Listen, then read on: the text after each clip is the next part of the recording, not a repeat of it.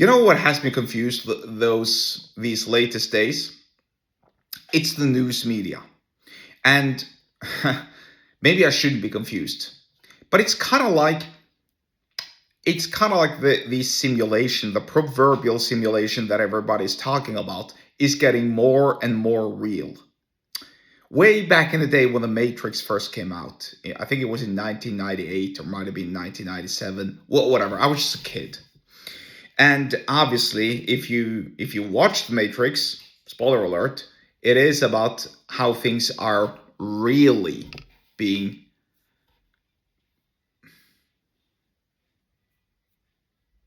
done on the surface level. You're going below the shield, you're going below the facade or behind the facade, and you're seeing how the world is really being run.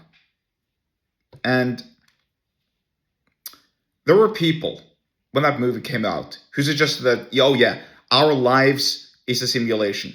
Everything is a game. Everything that we're seeing and experiencing is fake. Somebody is actually conducting what's going on here. There is like a puppet master who pulls the strings of the puppets. And if he's in a foul mood, he's gonna simulate a war. If he's in a good mood, he's gonna simulate a good year of nice harvesting of the crops, etc., etc.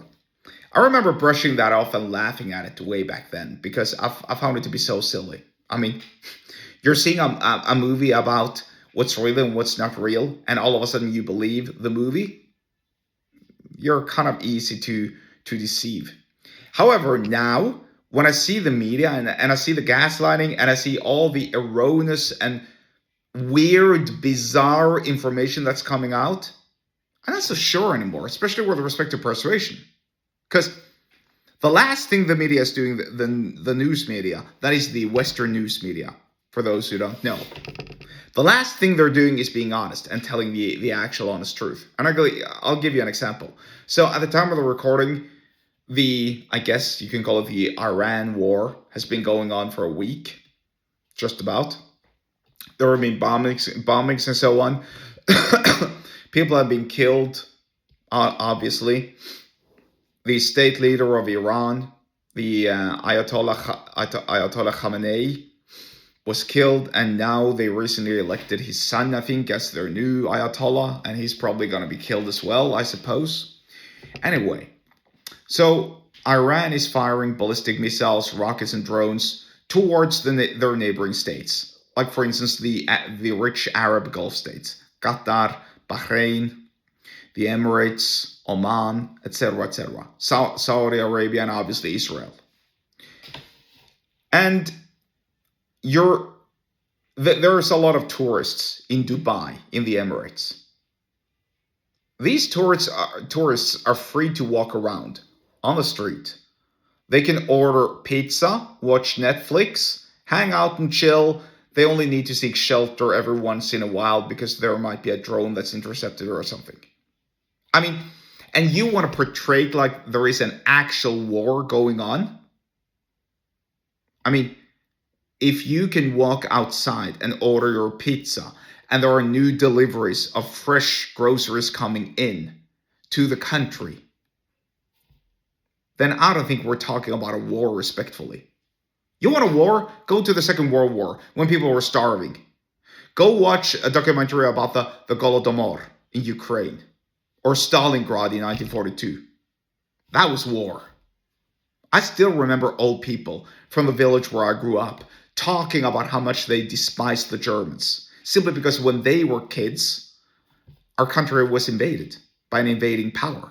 That's not happening in the UAE. A couple of missiles, drones, etc. are being fired towards the country. The missiles and drones and bombs are being intercepted and shot down. Regretfully, I think 2 or 3 people or something have lost their lives, and some others have been wounded or injured. But it's not like there's actual war going on. This is not true.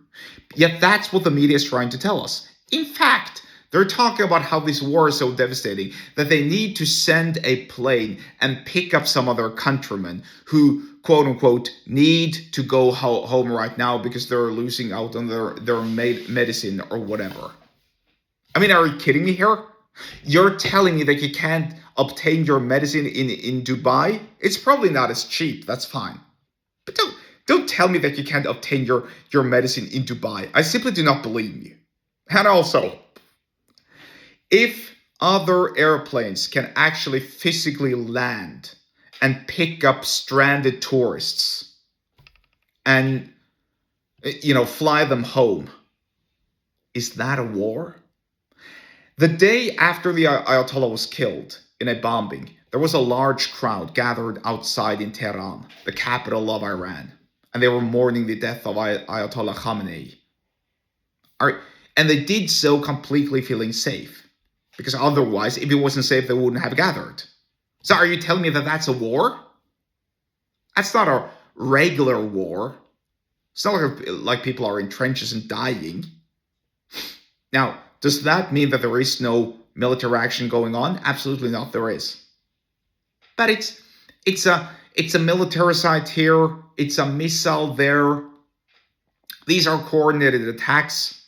Yes, innocent civilians will die. And just so we're clear, I'm totally against this invasion. I don't support it at all. I'm just asserting the notion that the media is trying to portray it as something that it's not. Meanwhile, and here's kind of like how I know this is true, or how you can also surmise that this is true.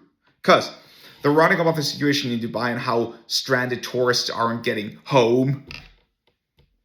At the same time, they're talking about a reality show where some chick had her first orgasm, how the Paralympics unfold, and how the various teams win medals, and how celebrities are being persecuted in court.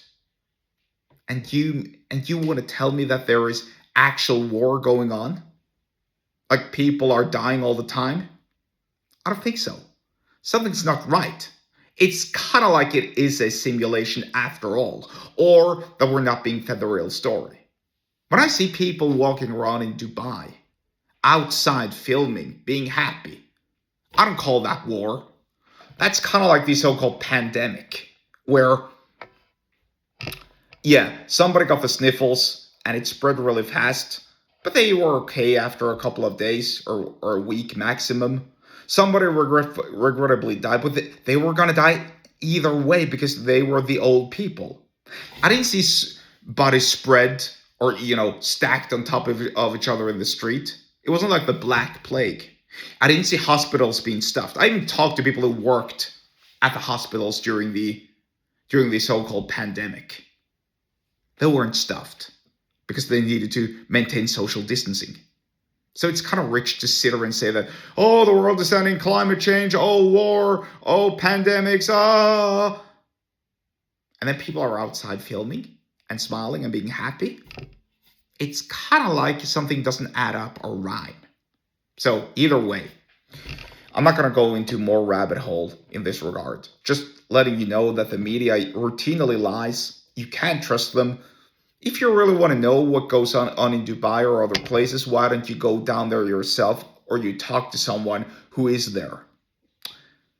That's how persuasion works when you're getting told the truth.